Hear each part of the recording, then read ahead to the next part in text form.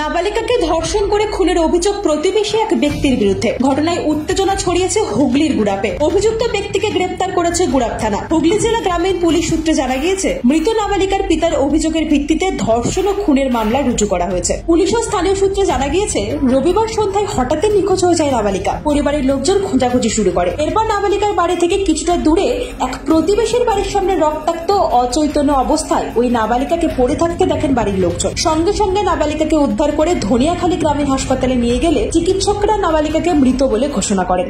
খবর পেয়ে ঘটনাস্থলে উপস্থিত হয় পুলিশ। পরিবারের অভিযোগের ভিত্তিতে প্রতিবেশী এক ব্যক্তিকে গ্রেপ্তার করা হয় বলে জানিয়েছে পুলিশ। এছাড়াও ওই এলাকাতেও পুলিশ মোতায়েন করা হয়েছে। হ্যাঁ, এবার বাড়ির লোক তো দাদা খোঁজাখুঁজি করবি যে একটা বাচ্চা মেয়ে 3.5 বছর বয়স, ওর স্বভাবটা ছোট থেকে নিয়ে ওরকম, মানে ও আরো ওরকম 3-4টে ওই পাড়াতে কেস ঘটেছে, সেটা কেউ ভয়ে ভয়। পরিবার ওর 3-4টে বিয়ে, ঠিক আছে, ওর নিজের মেয়েকে ওরম রেপ করেছে।